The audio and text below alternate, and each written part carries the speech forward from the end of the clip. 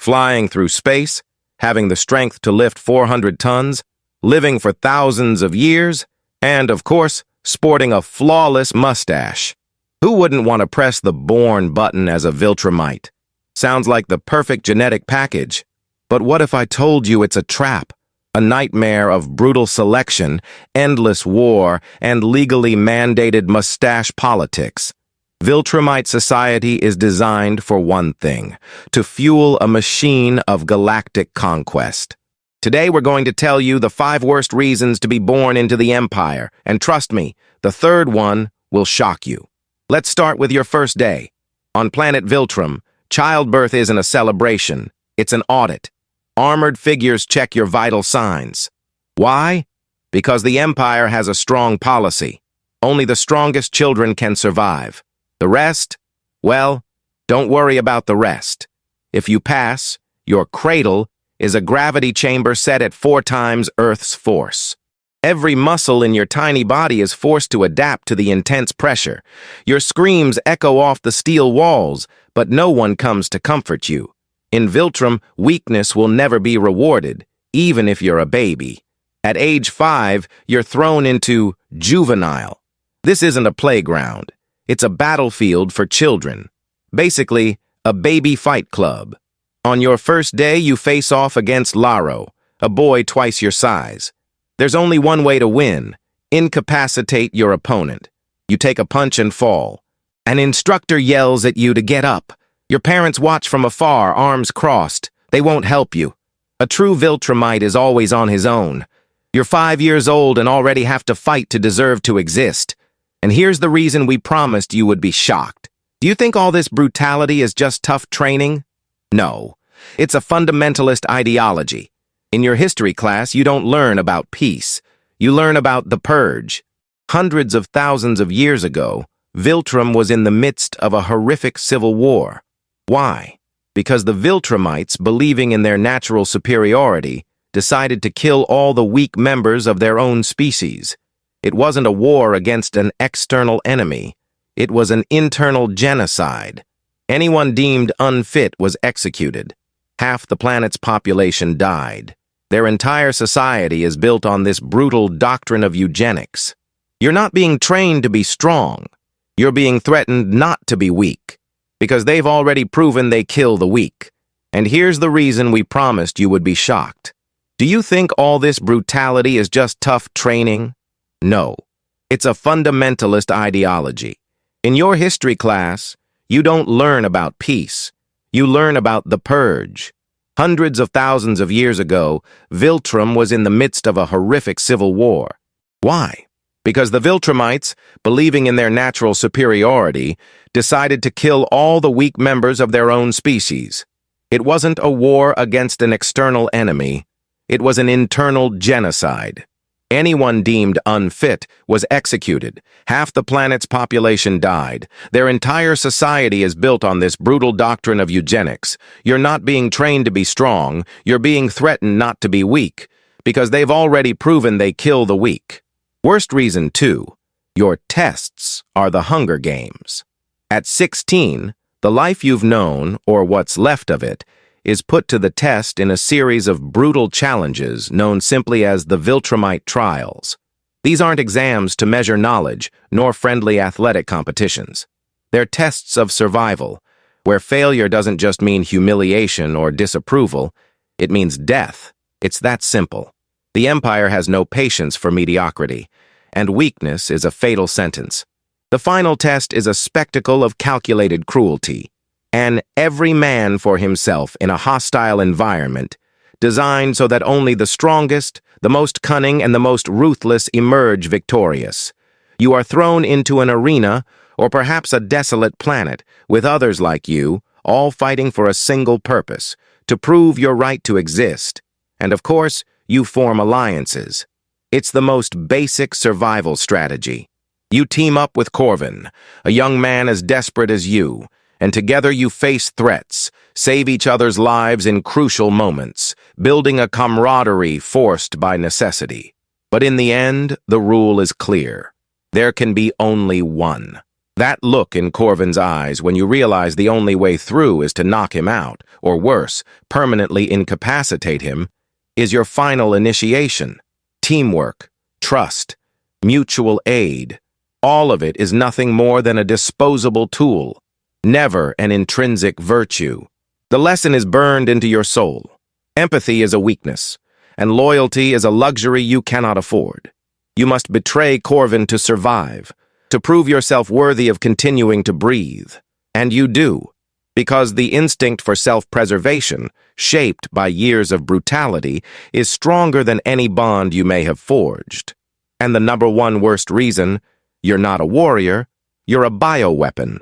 You think that after all this, the gravity chamber, the fight club, the purification doctrine, the death trials, your life is yours? Wrong. Dead wrong. You may have the strength of a god, the endurance of a mountain, and the longevity of a star, but you are not an individual. You are a tool, property. High Command doesn't send you on conquest missions just to fight. They send you on infiltration missions. Your job is to find genetically compatible species on distant planets, mingle, establish a presence, and reproduce. Your genes are so potent, so dominant, that they overwhelm almost any other race, ensuring that your descendants inherit Viltrumite strength and loyalty. You are a walking breeding program, a biological vector for the Empire's expansion. The children you bear will not belong to you. They will belong to V Prime, the heart of the Viltrumite Empire. You are a father, but without the right to paternity, a forced procreator whose emotions and bonds are irrelevant to the machine of conquest. Your family is the Empire, and your offspring are just another extension of its power, a seed planted to harvest more warriors. So there you have it. To be born a Viltrumite is to be born property. From the gravity chamber that crushes your tiny bones to being forced to betray the family you love, or to create a family that will never be yours. You are never free. You are merely a weapon waiting to be used or discarded. Strength is incredible, a cosmic gift that elevates you above almost all other life forms. But the price is your soul. Every act of strength is a chain that binds you further to a destiny that is not yours.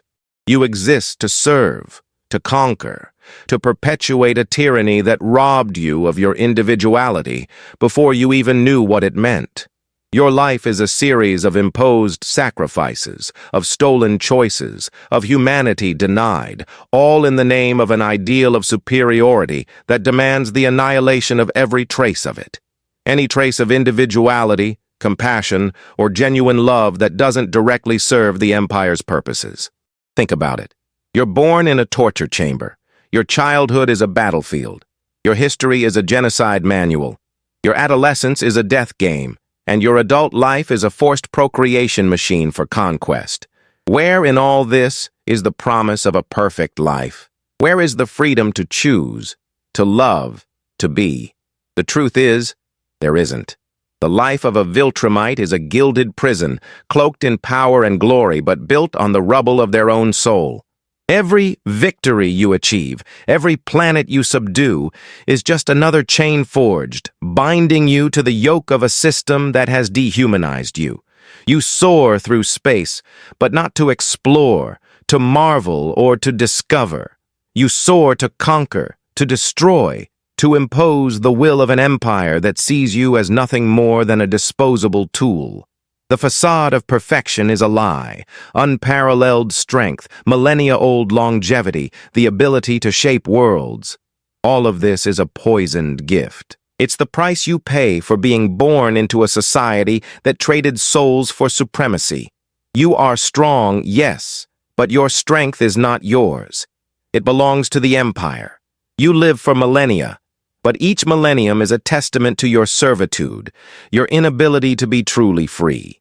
It is an eternity of blind obedience, emotional repression, and an existential loneliness that no amount of power can fill. And what happens if you question? If, for a brief moment, the seed of individuality, of empathy, sprouts in your heart? The Viltrumite Empire tolerates no deviation. The purification was not a one-time event in the distant past. It is a living doctrine, a constant threat looming over each one. Your brothers in arms, those with whom you sweated blood and fought wars, would be the first to hunt you down. Not out of personal hatred, but out of indoctrination. They would be the hands carrying out the sentence, convinced they are saving the purity of their race, eliminating a weakness that could contaminate the whole. The loyalty they demand is absolute, but it is an empty loyalty, based on fear and self-denial. There is no room for dissent, for doubt, for humanity. Every emotion deemed soft is a flaw. Every deep emotional bond is a vulnerability that must be extirpated. This is why you are forced to betray your allies in the trials, to procreate with strangers, to view your children as mere resources. The Empire does not want you to love, to connect, to feel beyond the purpose of conquest. They want machines, war machines with impeccable mustaches. But deep down, even the most perfect machine has its flaws. And the Viltrumite system's greatest flaw is the assumption that brute force can crush the essence of what it means to be a sentient being. No matter how hard they try, no matter how much they purify and indoctrinate, there will always be a whisper, a tiny flame of individuality that refuses to be extinguished. Imagine living with this contradiction, being the pinnacle of physical evolution, but a vacuum of emotions.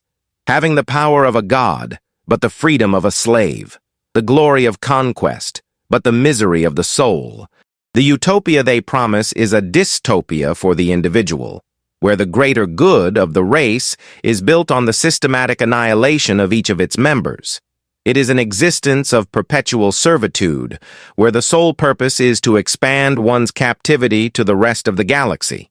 They teach you that weakness is death, but the truth is, by living by their rules, you're already dead inside.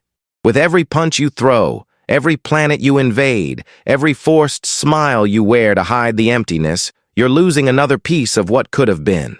True strength isn't the ability to lift 400 tons, but the courage to be who you are, to feel what you feel, to fight for something greater than mere domination, something the Viltrumite Empire will never understand, because they sacrificed all of that on their altar of power, and the cycle repeats.